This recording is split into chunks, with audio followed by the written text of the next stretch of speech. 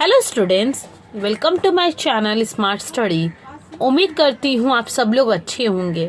तो students, last class में मैंने आपके साथ इंटीरियर ऑफ द अर्थ के first layer the earth crust को डिस्कस किया था और आज मैं आपके साथ इंटीरियर ऑफ द अर्थ के टॉपिक 5 द अर्थ्स मेंटल यानी हमारे अर्थ के इंटीरियर पार्ट की second layer the earth's mantle को डिस्कस करूंगी।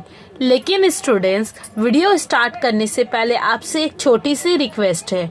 अगर आप मेरे चैनल में नए हो और चैनल को अभी तक सब्सक्राइब नहीं किया तो चैनल को सब्सक्राइब कर ले और वीडियो अच्छी लगे तो इसे लाइक और शेयर करना ना भूले।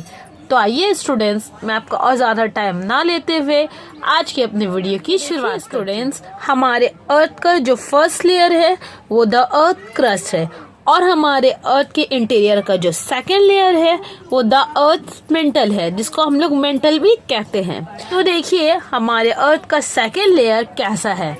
Mental is a very thick layer. ये जो मेंटल है ये हमारे अर्थ के इंटीरियर का सबसे थिक लेयर है, सबसे मोटी लेयर है। ठीक है, अब इस लेयर में ना 2 वेव्स चलती है। First is P waves and second is S waves. अगर हम लोग P waves and S waves दोनों की बात करें तो इस लेयर में पी वेव्स और एस वेव्स की जो वेलोसिटी होती है वो काफी इंक्रीज हो जाती है। ठीक है, उसके बाद देखिए अगर हम लोग इसकी थिकनेस की बात करें तो the thickness of mental is about 29,000 kilometre. तो हमारी जो मेंटल है उसकी जो थिकनेस है वो 29,000 किलोमीटर है। ओके स्टूडेंट्स, अब देखिए स्टूडेंट्स क्या हो रहा है। जैसे ही हम लोग मेंटल से कोर की तरफ जाते हैं तो एक लेयर पाई जाती है जो मेंटल को कोर से अलग करती है, सेपरेट करती है। जिस तरीके से हम लोगों ने अर्थ क्रस्ट में पढ़ा था कि अर्थ क्रस्ट को मेंटल से एक डिसकंटिन्यूटी, एक लेयर अलग करती है जिसे हम लोग मोहोरोविक डिसकंटिन्यूटी कहते हैं। ठीक इसी तरह मेंटल को कोर से एक पतली लेयर अलग करती है जिसको क्या कहते हैं, ग्यूटनबर्ग डिसकंटिन्यूटी। ओके, तो देखिए the discontinuity which is lie between the mental and core is called Gutenberg discontinuity. क्या बोला जा रहा है, वो डिसकंटिन्यूटी जो मेंटल को कोर से अलग करता है उसका नाम है ग्यूटनबर्ग डिसकंटिन्यूटी। अब इस लेयर का नाम ग्यूटनबर्ग डिसकंटिन्यूटी क्यों पड़ा, क्योंकि इसे रिचर्ड ग्यूटनबर्ग ने 1954 में डिस्कवर किया था। ठीक है, अब ये जो रिचर्ड ग्यूटनबर्ग थे ये एक जर्मन सेस्मोलॉजिस्ट थे। ओके स्टूडेंट, ऐसे ही वो ग्यूटनबर्ग डिसकंटिन्यूटी में पहुंचती है, पी वेव्स की स्पीड रिड्यूस हो जाती है और इसकी जो स्पीड है ये 13.8 किलोमीटर पर सेकेंड से 8 किलोमीटर पर सेकेंड होती है। इसको याद रखिएगा स्टूडेंट्स। ठीक है, अब आगे देखिए मेंटल को भी कुछ पार्ट्स में डिवाइड किया गया है जैसे क्रस्ट को किया गया था।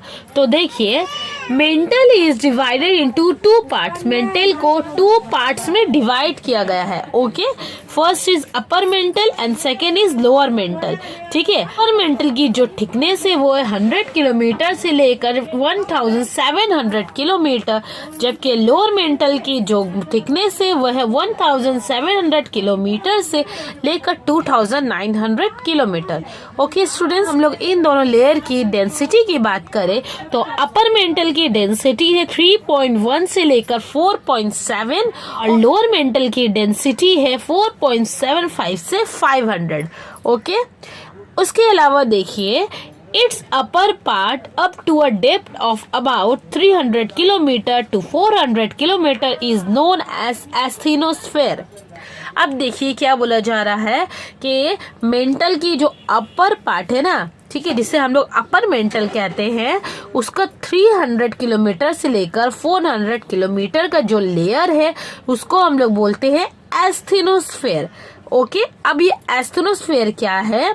In asthenosphere, rocks behave as a plastic solid on one hand and N elastic solid on the other. क्या बोला जा रहा है, एसिनोस्फेयर में क्या होता है ना, जो रॉक है वो क्या होती है, प्लास्टिक सॉलिड होती है और दूसरी तरफ इलास्टिक सॉलिड होती है। जिस तरीके से रबर बैंड आप लोगों ने देखा है, ठीक इसी तरह एसिनोस्फेयर में रॉक होती है। वो कैसे होती है, वो प्लास्टिक सॉलिड और इलास्टिक सॉलिड होती है। ओके, उसके बाद देखिए, in this region velocity of seismic waves is low. अब यहाँ पर जो वेलोसिटी है किसकी, सेस्मिक वेव्स की, ये लो हो जाती है, ये कम हो जाती है। Okay, hence this zone is known as low velocity zone. ठीक है, क्या बोला जा रहा है, सेस्मिक वेव्स जब एस्ट्रोस्फेयर में होती है तो इनकी वेलोसिटी जो होती है वो लो हो जाती है, इसी वजह से इसको हम लोग लो वेलोसिटी जोन कहते हैं।